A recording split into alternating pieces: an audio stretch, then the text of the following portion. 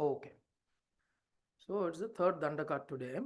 We will try to cover all the 4 verses of the third Dandaka because it is mainly 3 parts of Devi's 3 Angas that are spoken about. One is the thigh, other is the calf area, the shank, what you call as the from the knee down to the feet, right? The shank area, and the third is the feet itself. Okay, so let us see how Mahakavi Kalidasa describes those parts of the body. Vikasita Nava. So now we know why we know it is a new Dandaka, starting of a new Dandaka, because there is a Nagana, then followed by Raganas, multiple Raganas. So it is Vikasita Nava. Laghu, Laghu, Laghu, Laghu, 6 Laghus, right? And then you have a Laghu Guru, so on and so forth. So Vikasita Nava Kimshuka Tamra Divyamshu Kachanna Charuru Shobha Parabhuta Sindura Shonaya Manendra Matanga Hastargale Vaibhava Nargale Shyamale. So here he is referring to Charu Uru, right? Uru is the thigh. Uru Tadasya Yad Vaishyah. In Purusha Suktam you have this, right? Uru is the thighs. So Charu Uru, beautiful looking thighs. Okay. And it is covered by Channa. It is covered by Imshuka Tamra. Divya Amshuka Channa. Divya Amshuka Channa means um, Amshuka is a cloth. So her thighs are covered with a Amshuka, which is a Divya Amshuka. Divya Amshuka, a divine or a very auspicious or a glorious cloth. Divyam Shuka Channa. Channa means to be covered. So her thighs, Charu Uru, the pretty thighs, are covered by Divya Amshuka. And what is the color of the cloth? The Amshuka. Amshuka, what is the color? It is uh, Atamra. Atamra is this either the reddish color, copper reddish color. Copper color, which is reddish, and there's this uh, the copper vessels that we use at home is more brownish, but this atamra is the reddish colored copper metal, and that is like how that is like the Vikasita Nava Kimshuka. Vikasita is the blossoming or um, um, uh, the blooming. Vikasita Nava, the blossomed new Kimshuka flowers, the color of that is Atamra, and that color is on the cloth Divya Amshuka, and that is Channa, that is covering Devi's Charu Uru, and it is looking Shobha. It is looking very beautiful. And not only looking beautiful, it is defeating something else. Parabhuta. The beauty of that, the Shobha of that, is defeating Sindura Shonaya Manendra Matanga Hastargale. So here the reference is made to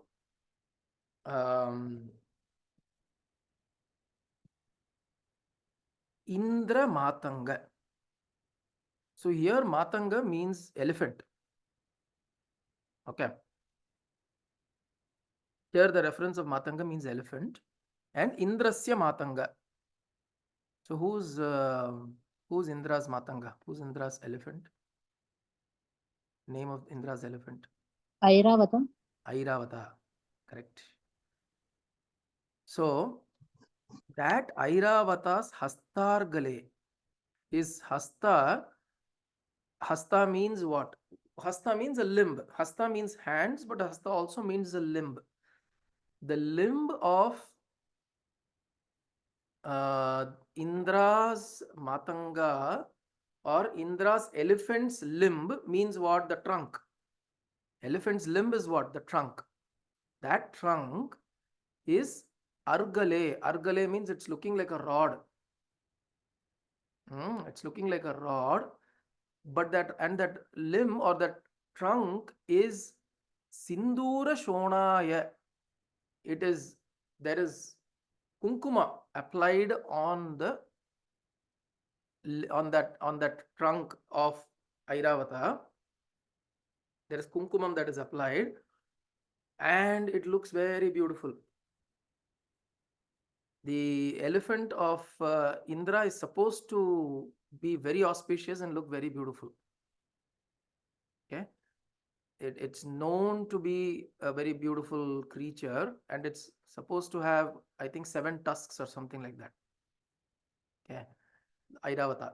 And such a beautiful creature, it has got kunkuma applied on its trunk, and he's saying the kunkuma or the beautiful tusk, or not, or the tusk, sorry, the trunk, the beautiful trunk that the elephant Airavata has, that beauty is defeated in front of Devi's thighs, which is of the same color.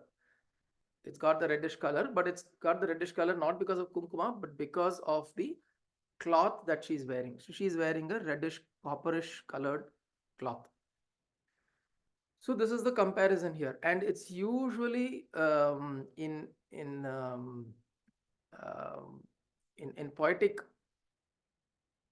parlance. Usually, devis or women's thighs are compared to the trunk of an elephant, just to show that how um, it's rigid, but at the same time soft, and at the same time very beautiful, right? So the like how the head of the elephant is compared to the breasts of Devi, or a woman's breast. So woman's breast, if you're describing them as unnata unnata vriksho vaksho vaksho sthala. So if you look at the head of the elephant from the top, not from the front. Imagine you're the mahut sitting on the top of the elephant. You'll see the head like this, right? It's got 2 curves, and if it's got a beautiful, the curve is very symmetric. That is compared to breast of a beautiful woman, right? That is one comparison. The other comparison of another place we saw, the gait of an elephant is also compared in some cases, and we also saw the trunk of the elephant is compared to the thigh of Devi, and not any elephant, it is Airavata, he's a perfect creature, he's a perfect elephant, and his trunk is like, or rather the beauty of his trunk falls short in front of the beauty of Devi's thigh. So that is this particular verse. The next verse he says, Komalasnigdha Nilotpalotpaditananga Tunira Shanka Karodara Janghalate Charu Leelagate. So here the first one is Uru, Charu Uru, right? Here it is Udara Jangha. Jangha is the shank. As I said, the area between the knees and the ankle. Okay. The calf usually is referred to as the calf muscle area, right? That is Udara. It is very beautiful. It's very gentle. And they give the idea of the Tunira, or the quiver of Kamadeva. So Kamadeva is known to carry a quiver full of arrows, which he shoots at people to arouse amorous feelings or desires in them, right? And that is the quiver that he carries and shoots arrows out of that. So imagine that quiver of Kamadeva is supposed to be very beautiful. And here Kalidasa is comparing that quiver and saying Devi's calf or Devi's jangha is far more beautiful. It is like a creeper, right? Late. Udara jangha late. Udara means beautiful, well formed. Jangha, it is like a lata, it is like a creeper. It's as though like a creeper that is going. And what does it cause? It causes shankakara.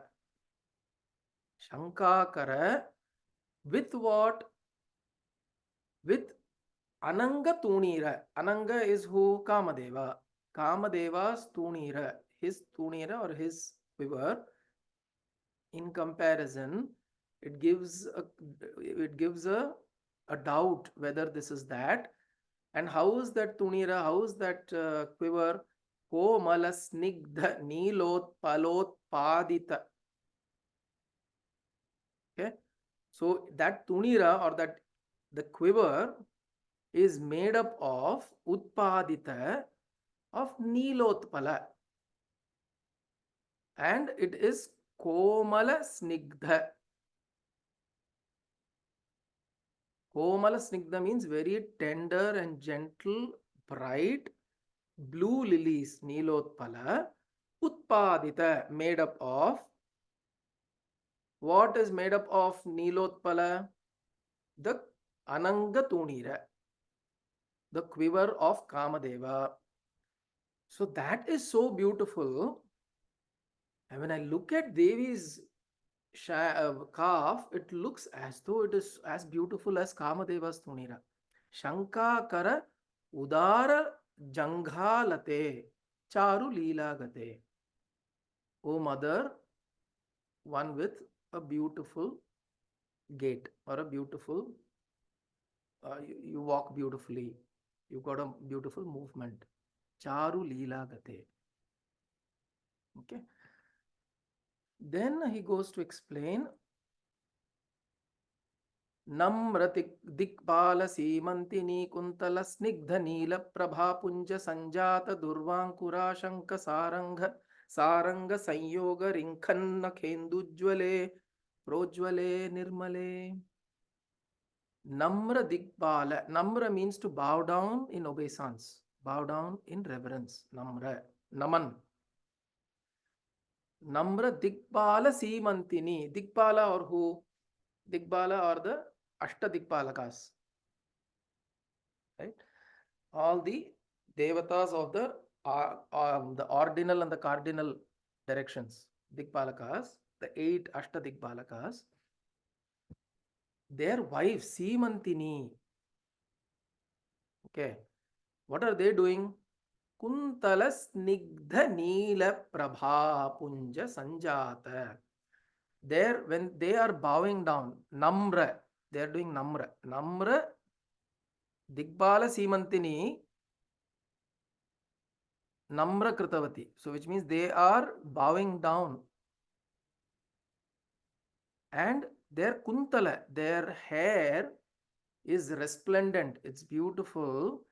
Neela Prabha. It is causing a very beautiful glow.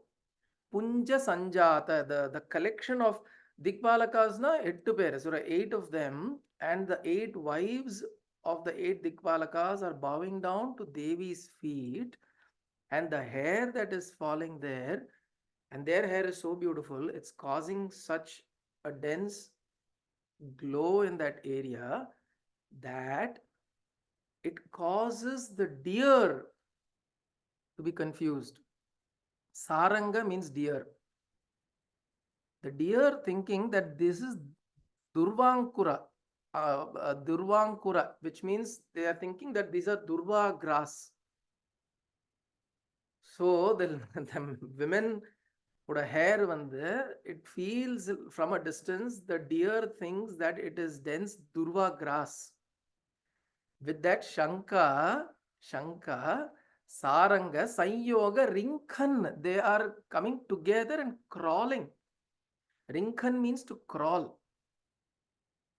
So they're crawling Nakhendu jwale, because this brightness and shine that's coming from Devi's nakha, the toenails, because of the brightness of the Simantini's hair, the snigdha, or the brightness of the hair is reflecting off Devi's nakha, and that is also giving out that bright light. Or it can be seen as though Devi's nakha is giving out a beautiful nakha Indu. Devi's nakha is like Indu, is like the moon. Devi's toenail is like the moon, and it is reflecting light.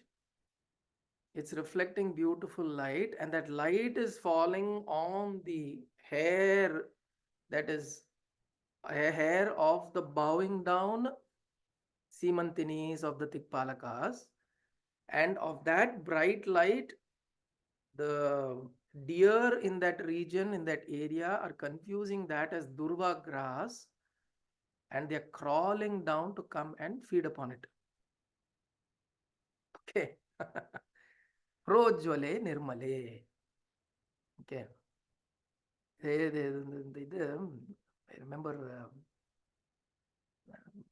Vadivelu joke சொல்லுவான், room போட்டு யோசிப்பீங்களோ அப்படின்னு.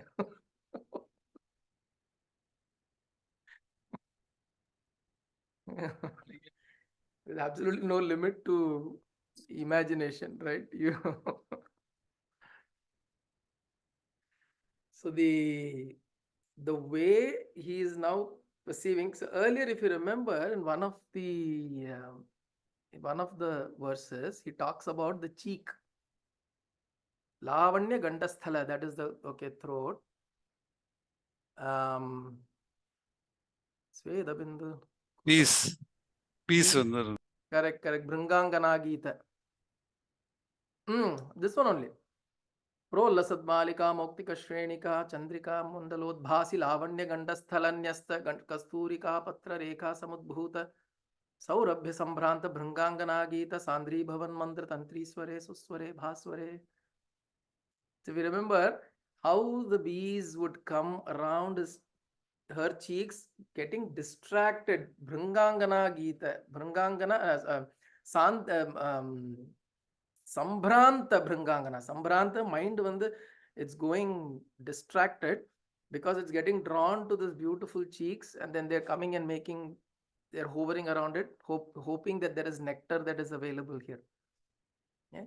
In the same way, here the feet of Devi is so distracting that the deer think that. And why is it distracting? Because of the Dikpalakas who are bowing down to Devi, and the hair, and the dense hair looks like dense Dhruva grass. And then because of the shine of that grass, the deer are coming there and they're crawling and coming. Rinkhan nakendu jwale projwale nirmale. Yeah, they're crawling and coming to feast on it.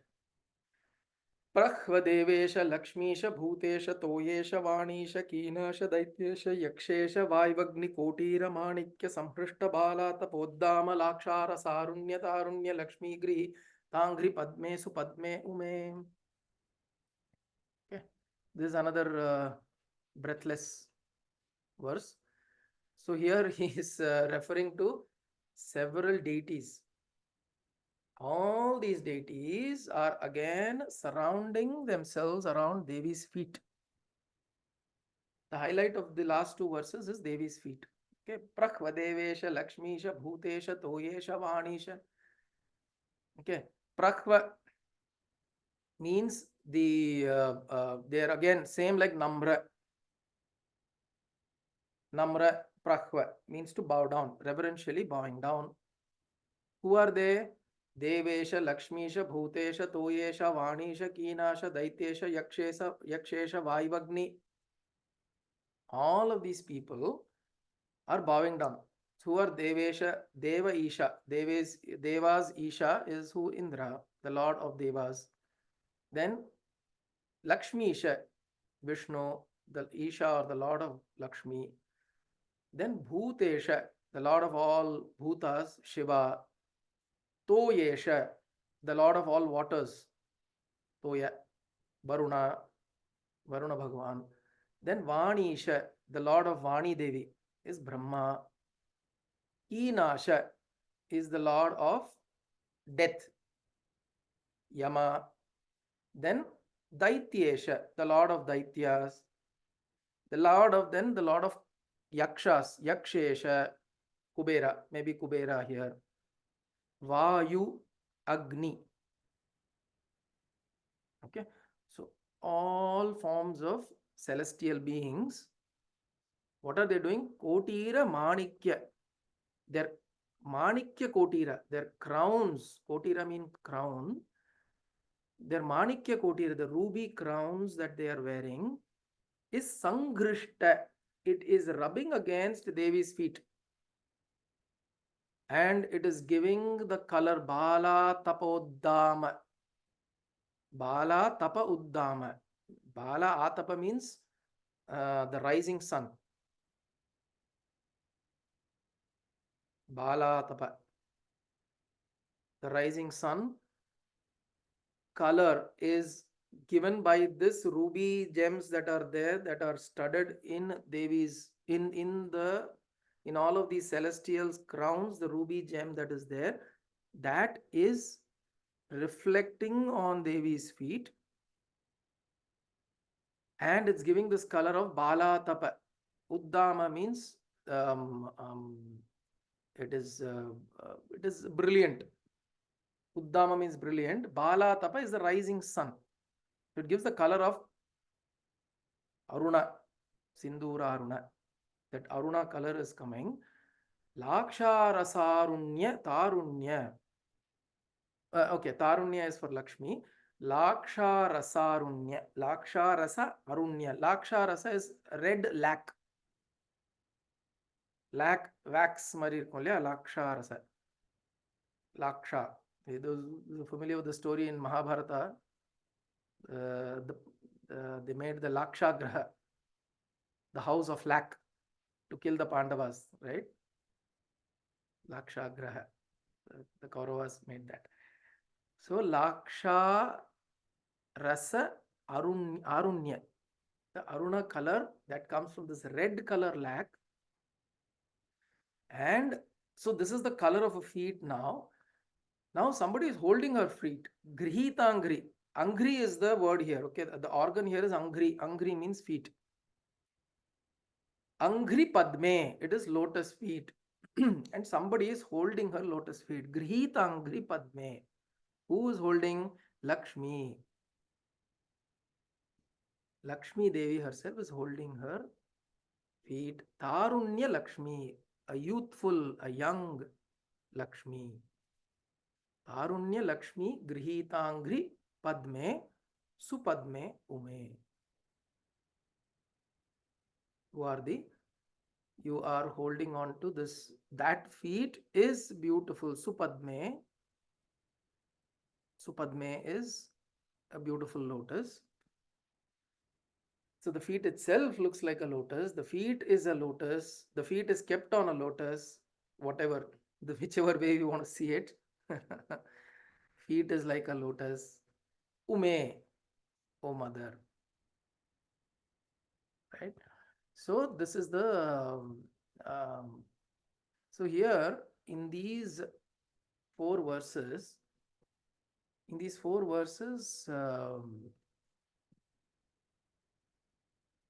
Kalidasa is completely speaking about Devi from the waist down till the feet, and he is in one he is describing the thighs, which are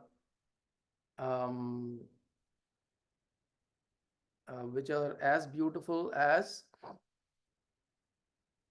the trunk of the elephant. The thighs are as beautiful as the trunk of the elephant. Then the calf is as beautiful as the quiver of Kamadeva. Then the feet are uh, the feet are so delightful, and they draw deer towards them because of the Dikpalakas, the wives who are falling at her feet. And then and then the brightness that comes from her toenails, right? And then uh, the feet, this is the feet that is held by Lakshmi Devi. And this feet is reddish in color because of Bala Tapa Arunya, the color of the rising sun that is coming. Because of what? Because of the crowns that these people are wearing. Who are they? Devesha, Lakshmisha, Bhutesha, Toyesha, Vanisha, Keenasha, Daityesha, Yakshesha, Vayu, Agni. 10 of them. Their crowns, the ruby that is there in their crowns, that is reflecting the light on the feet, and the feet is looking reddish in color. Lakshmi Devi is holding that feet. And Lakshmi Devi is known as Kamalambika, right? Like Kamalambika or Kamalatmika. She is referred to as Kamala. So she herself is Kamala, lotus, and she is holding on to that feet, which means she is present at the feet of Devi. And that is the feet. Supadme Ume. O mother, O Uma, O Matangi, it's your beautiful feet, that is this beautiful shine that is coming from there. So you see her whole form is now, actually with this, her whole form is kind of, uh, in his description, as he observes her, this whole form is come into a full uh, a full description has come out now, starting from the head, the hair, etc. All the way the form is now described until the feet.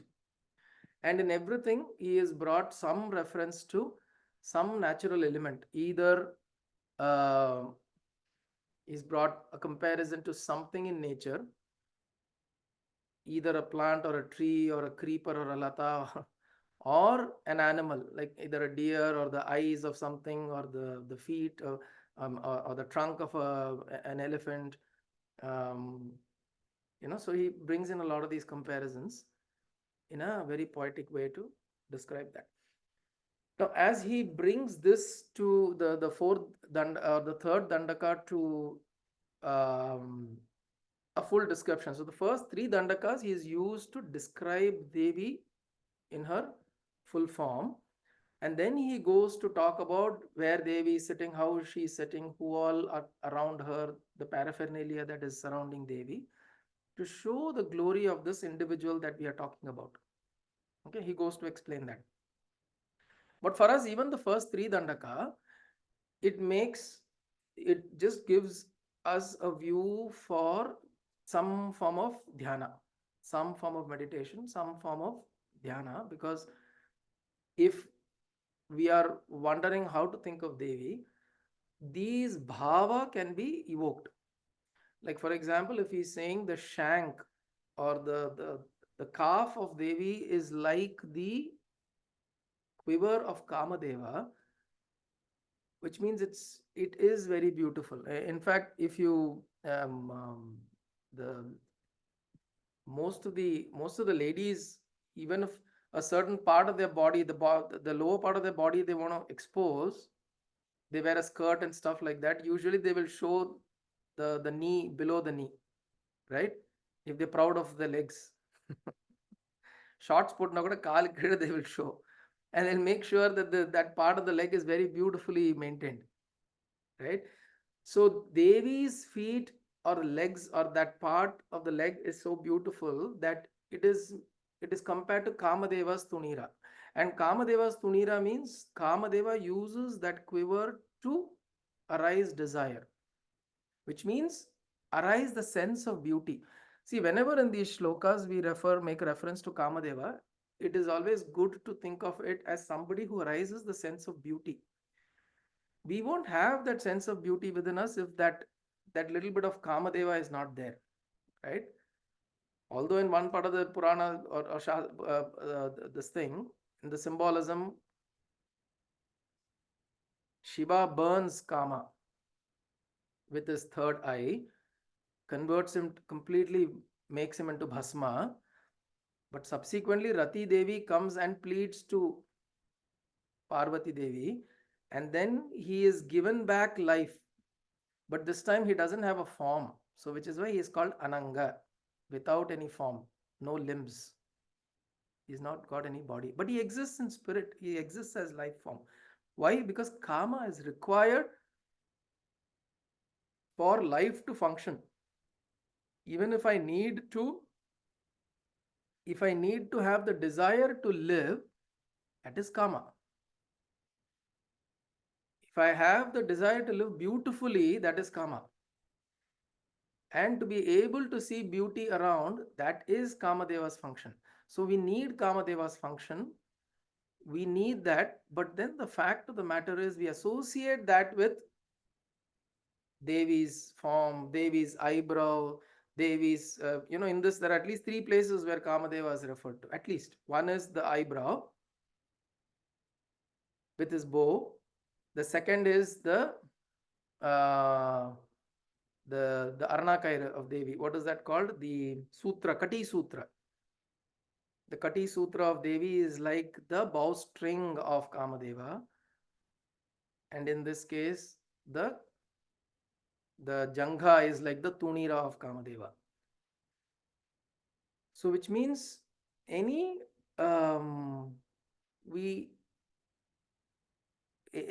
that we perceive as beautiful is the act of Kamadeva, but we associate it with divine beauty.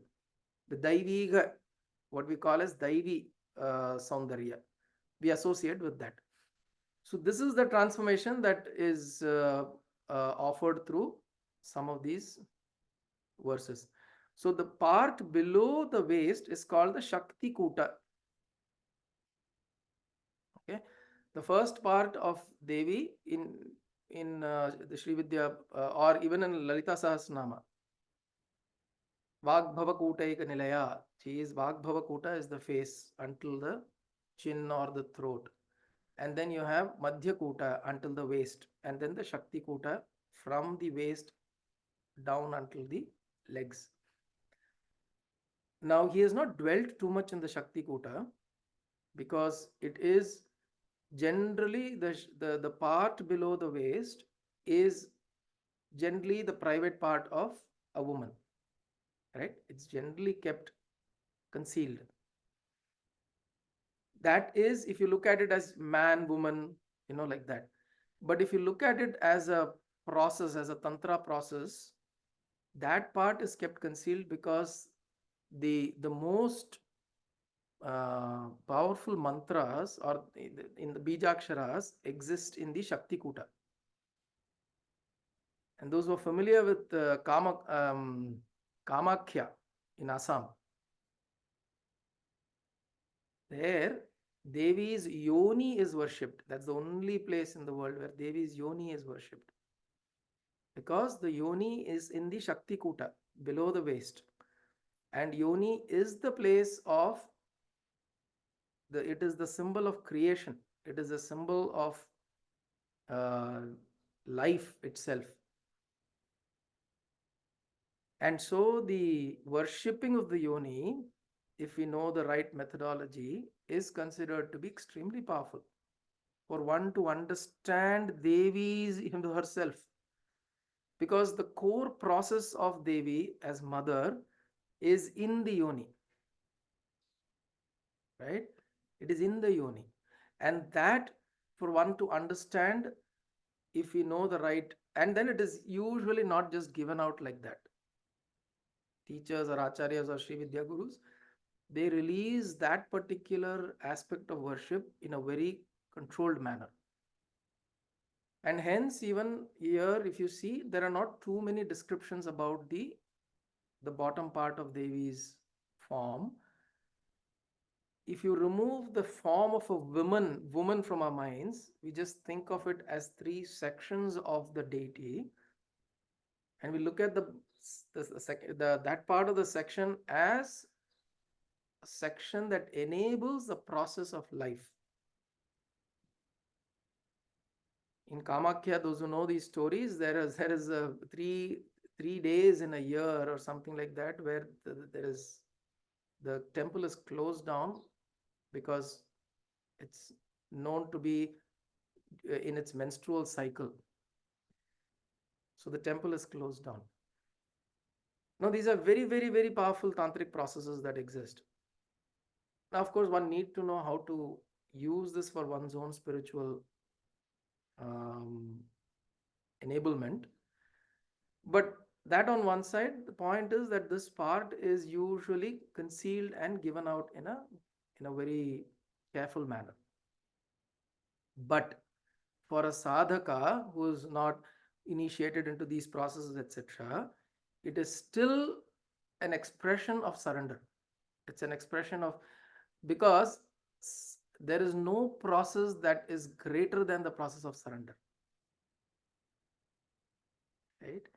There is no process. We may do rituals, we may do great processes, this bijakshara, that mantra, this thing, that thing. It can invoke a lot of powers within us, understanding and all of that. But then as long as the sense of surrender doesn't dawn upon us, then all of that can push us into further karma. It can push us into further entanglements. It can entangle us further, which is why the whole Tantra or the Sri Vidya path has got to be handled very carefully. Sometimes it is better not to go down that path, because that path is very powerful. If you know and you know to handle it well, it's a fast path. But if we don't, there is a possibility of slippage, and the slippage can be bad. Right? It can give us situations where it makes us feel that I know better, I am better, I have got this power, I have got that, I have, there is a sense of the identity that we're trying to dissolve actually can strengthen in the process if we are not careful, because it also gives a lot of siddhis without our knowledge. We may think something and it may occur. We may feel, oh, yo, it's happening. But then it makes you very careful about what you think. Then if you say something to someone, it will happen. And then it makes you have to be careful what you say then. So all of these things then start building up, right? What is most important for a sadhaka, if surrender is not there, which is what the feet and the legs represent.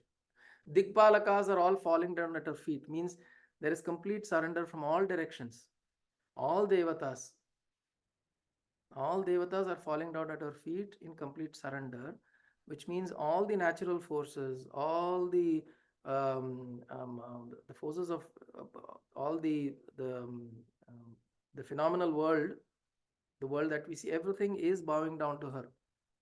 Anamra, it is bowing down to her in humility, in surrender. This is our takeaway, right? For this particular kuta or this particular Tritiya Dandaka, for us the takeaway is, as much as we remain associated with the feet, with the glories of the feet, which means that there is a sense of surrender. I surrender. Anything I do, like Shivakami recently did she runs a beautiful this thing, right? So it's called Sharanagati. It's a wonderful term. It's a very beautiful term. And the whole Vishishtadvaita Vedanta is completely established on Sharanagati. Whole Vedanta is established on the concept of Sharanagati. So Sharanagati is what is our takeaway when we look at Devi in that form, and we look at her feet, her waist below. And when there is that surrender, we are not even asking her, give me that, give me this. Right? That sense of give me that, give me this is also slowly dissipating there. It is also going away. It is like whatever you give, it's fine. It's beautiful. I get that sense of beauty. That Kamadeva that is there, it gives me a sense of beauty in accepting in whatever you give me. That comes in the sense of surrender. The sense of surrender is not a weakness. It is actually a tremendous strength. Why? Because it gives you joy. Anything that gives you joy all the time cannot be a weakness. A lot of times this can be misconstrued also, right? It can also be seen as though a sense of weakness, as a sign of weakness, that you're just bowing down or being, um, surrendering all the time. Surrendering is essentially a psychological surrender that we do. And this, it should give a sense of joy. I miss out something in life, but I know inside I've surrendered. When I have to get it, I'll get it. When I need to get it, I'll get it. The way I get it, it'll be the best way I get it. Without me asking for it, maybe I'll get it in the right way. Or if I need to ask for it, I'll mentally just ask for it and wait for it. It'll come. That sense of joy, it will generate a gentle smile inside. And that comes with the sense of surrender. Right? So with that, Tritiya Dandaka, he brings us to a sense of surrendering to Devi. Vikasita Nava Kimshuka Tambra Divyam Shukachanna Charura Shobha Parabhuta Sindura Shonaya Manendra Matanga Hastargale Vaibhavanargale Shyamale. Vaibhavanargale Shyamale. I forgot to mention what this is. Vaibhava Anargale, unstoppable. Anargale means unstoppable Vaibhava. Her Vaibhava or glories are unstoppable. Vaibhavanargale Shyamale.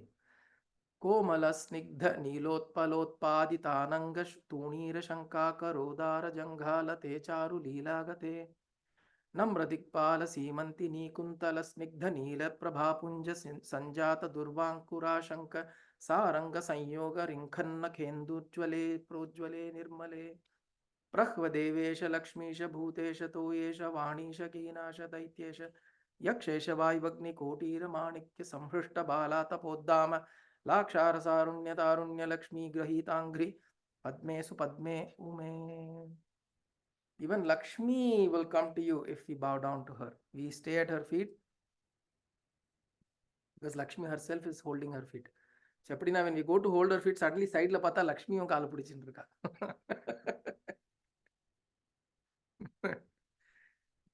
We don't have to go and keep seeking Lakshmi or keep seeking all of that separately. So she is also going to the same source which Kalidasa is offering us now. Our best networking spot.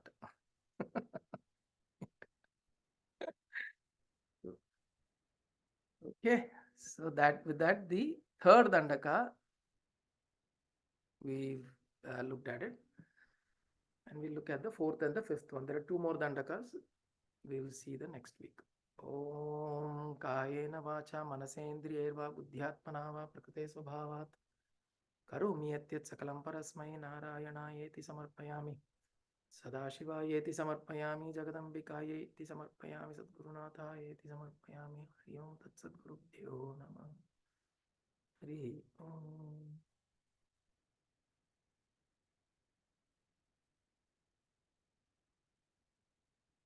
This whole Kayana Vacha itself is a final offering at every time. Right? Whatever it is, good, bad, ugly, I offer it back to you. Finished. Slowly that way we can get rid of any kartrutva bhava. Right? We're just doing. That's it. So today Akshaya Tritiya, right? Today is Akshaya Tritiya. Correct. Happy Akshaya Tritiya. Okay. Very nice.